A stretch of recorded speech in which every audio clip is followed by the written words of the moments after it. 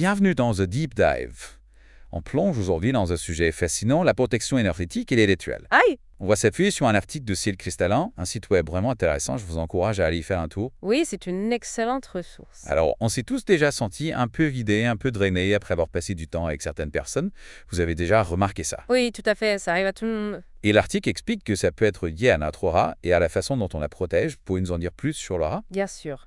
L'aura, c'est comme une bulle énergétique qui nous entoure. D'accord? On pourra la comparer à une empreinte digitale énergétique et unique à chacun. Ah, intéressant. Et cette bulle-là, est-ce qu'elle est toujours intacte? Pas forcément. J'ai l'impression qu'il y a des moments où je suis plus vulnérable que d'autres. Exactement. Imaginez votre aura comme un filtre. Ok. Parfois, ce filtre peut être un peu perméable. Le stress, la fatigue, tout ça peut l'affecter. Ah oui, d'accord. Et laisser passer des énergies indésirables. Donc c'est là que la protection énergétique entre en jeu. Absolument. Protéger son énergie, c'est un peu comme prendre soin de sa santé mentale et émotionnelle. Exactement. C'est un acte d'amour propre. D'accord. Une manière de préserver sa vitalité et sa clarté d'esprit. Alors, comment on fait?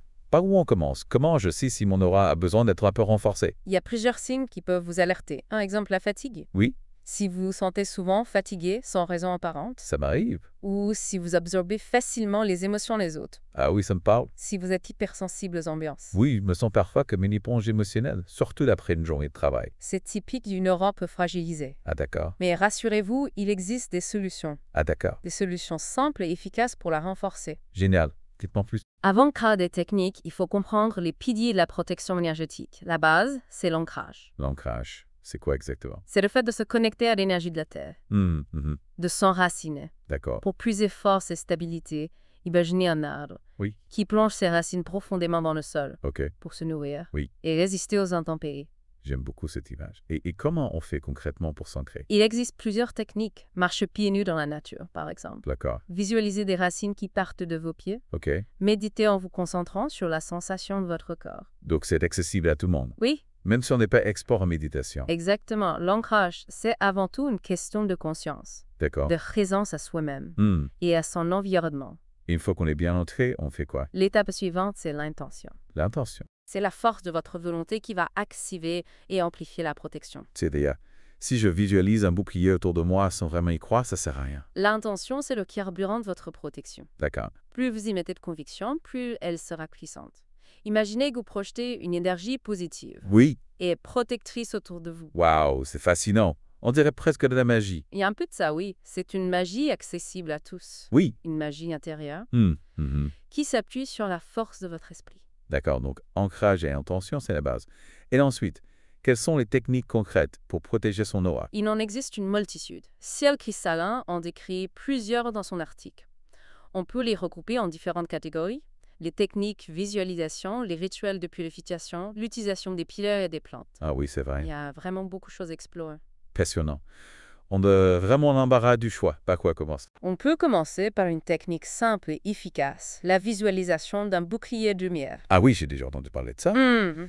On imagine s'entourer d'une lumière protectrice, c'est ça? Exactement. Imaginez une lumière blanche, dorée ou bleue Oui, qui rayonne de votre cœur d'accord. et qui forme une bulle tout autour de vous. Hmm. Cette lumière agit comme un filtre. Oui, Elle laisse passer les énergies positives d'accord. et repousse celles qui ne vous sont pas bénéfiques. On peut faire ça n'importe quand, n'importe où. Absolument, c'est un outil très pratique D'accord. que vous pouvez utiliser dans les transports en commun, Oui. au travail, Hmm. avant une réunion importante. Génial, j'ai essayé ça dès aujourd'hui. Est-ce que la visualisation suffit à protéger son aura en profondeur? C'est un excellent début. Oui. Mais il est important de compléter cette pratique D'accord? par une purification énergétique régulière. Ah oui. Ciel cristallin compare l'aura à un vêtement Hmm. qui se salit au contact des énergies extérieures. Ok. Donc il est nécessaire de le nettoyer de temps en temps. Ah oui, je vois l'image. Et comment on fait pour purifier son aura? Il existe plusieurs méthodes. Les bains au sel sont très efficaces D'accord. pour dissoudre les énergies négatives. Hmm. Vous ajoutez simplement une poignée de brossel dans votre bain Oui. et vous vous détendez pendant une vingtaine de minutes. J'adore prendre des bains. C'est une technique qui me convient parfaitement. Y a-t-il d'autres méthodes de purification? Oui, bien sûr. Les fumigations sont également très puissantes. Hmm. Elles consistent à faire brûler des plantes sacrées, D'accord. comme la sauge blanche, Oui. le palo santo ou le romarin, Ok. pour purifier l'espace et l'aura. Hmm. Vous laissez la fumée envelopper votre corps Oui. en visualisant les énergies négatives qui se dissipent. Intéressant. J'ai déjà senti l'odeur de la sauce brouillée, c'est très apaisant. Il y a des précautions avec les fumigations. Oui, il est important de bien aérer la pièce après la fumigation. D'accord. Et de choisir des plantes de qualité, Hmm. issues d'une cueillette responsable. Oui, Renseignez-vous bien avant de vous lancer. merci pour ces conseils. Et les pierres, on en parlait tout à l'heure, est-ce qu'elles peuvent aussi nous aider à nous protéger? Absolument, certaines pierres ont des propriétés protectrices remarquables. D'accord. La tourmaline noire, par exemple, Oui. est réputée pour absorber les énergies négatives. Et les vibrations néfastes. Ah oui, la tourmaline noire, j'en ai entendu parler. Comment on l'utilise? Vous pouvez la porter en bijou, D'accord? la garder dans votre poche ou la placer dans votre environnement, Oui, sur votre bureau par exemple. ok, L'important est de choisir une pierre qui vous attire d'accord. et de la purifier régulièrement en la passant sous l'eau courante Et ou en l'exposant à la lumière de la lune. C'est bon à savoir qu'on a la visualisation, les purifications, les pierres et les fameux vampires énergétiques. Comment se protéger de ces personnes qui nous drainent notre énergie? Ah oui, les vampires énergétiques, Ciel Cristallin, consacre une partie de son article à ce phénomène. Ce sont les personnes qui, souvent inconsciemment, Oui. absorbent l'énergie des autres pour se nourrir. Ah oui, Elles peuvent se plaindre constamment, d'accord. être très négatives ou exiger beaucoup d'attention. Je crois que j'en ai quelques-unes dans mon entourage. Comment faire pour éviter de se faire vampiriser? La première étape est de les identifier. D'accord. Une fois que vous avez repéré un vampire énergétique, Oui? vous pouvez mettre en place des stratégies de protection. Hmm. Maintenir une distance physique et émotionnelle est essentiel. C'est plus facile à dire qu'à faire, surtout s'il s'agit d'un collègue de travail ou d'un membre de la famille. Je comprends. Dans ces cas-là, la visualisation peut vous être un grand secours. Imaginez un bouclier de lumière qui vous protège ou un miroir qui renvoie l'énergie négative à son expéditeur. C'est une image forte. Et si, malgré tout, on se sent vidé après une interaction avec un vampire énergétique? Dans ce cas, il est important de prendre du temps pour vous ressourcer. D'accord. Un bain chaud, une promenade en nature, Oui, une séance de méditation. d'accord. Tout ce qui vous permet de vous reconnecter à votre énergie et de vous purifier. D'accord, donc on ne se laisse pas abattre. On se protège et on se recharge. Il y a d'autres conseils pour gérer les vampires énergétiques au quotidien. Oui, il est important de poser des limites claires D'accord? et de ne pas hésiter à dire non.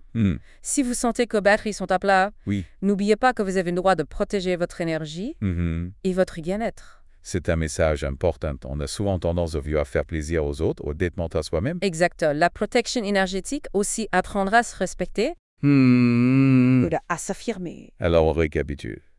Ancrage, intention, visualisation, purification, pierre de protection. On a déjà un bel arsenal pour se protéger des énergies négatives. Mais est-ce qu'il y a d'autres techniques à connaître? Oui, bien sûr. Il existe d'autres méthodes plus subtiles, Ah oui, comme l'utilisation de mantras ou de prières de protection. les mantras. C'est intriguant, dites-moi plus. Les mantras, ce sont des sons ou des phrases sacrées Oui? qui, lorsqu'ils sont répétés avec intention, peuvent créer de puissantes vibrations protectrices. D'accord.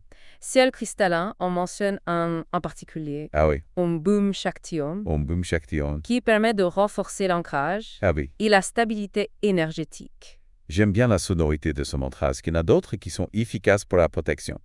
Il en existe beaucoup. Ah oui. Certains invoquent des archanges, des guides spirituels ou simplement des forces de lumière et de protection.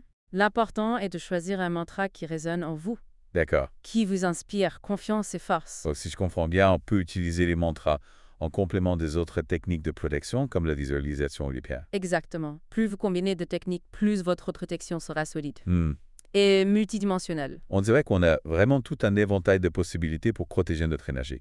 Mais au-delà de ces techniques, est-ce qu'il y a des choses qu'on peut faire au quotidien pour entretenir notre aura et la rendre plus résistante? Oui, absolument. Ciel cristallin insiste sur l'importance de cultiver une hygiène de vie saine, D'accord. à la fois physique et énergétique. C'est-à-dire?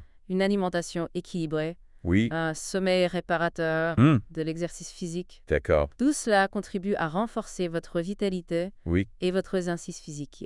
Si Exhibition contribue à renforcer votre vitalité. Oui, et votre tout ici. Exact. Exactement. Et n'oubliez pas l'importance de vous entourer de personnes positives Oui. et bienveillantes.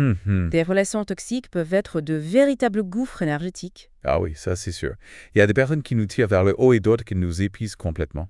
Et puis, il est essentiel de prendre du temps pour vous, Oui. pour faire des choses qui vous nourrissent et qui vous font vibrer positivement. D'accord. La créativité, la méditation, la nature, Oui. tout ce qui vous permet de vous reconnecter à votre essence.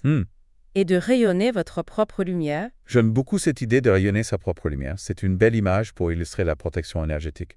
Finalement, il ne s'agit pas de se barricader, mais plutôt de cultiver une force intérieure qui nous protège naturellement. C'est une très belle conclusion.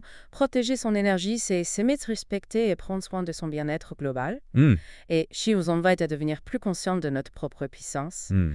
et de notre capacité à rayonner. Merci beaucoup pour tous ces précieux conseils. J'ai l'impression d'avoir une toute nouvelle vision de la protection énergétique. C'est un sujet fascinant et tellement important. Merci à vous pour votre intérêt. J'espère que cette exploration vous aura inspiré à prendre soin de votre précieuse énergie. Et merci à vous qui nous avez écoutés. J'espère que ce deep dive vous a éclairé sur l'importance de la protection énergétique et vous a donné envie d'expérimenter les différentes techniques qu'on a évoquées. N'hésitez pas à partager vos impressions et vos découvertes dans les commentaires. On se retrouve très bientôt pour un nouveau plongeon au cœur d'un sujet captivant. Si vous avez aimé, abonnez-vous à la chaîne et n'oubliez pas de cliquer sur la cloche pour ne rater aucune notification.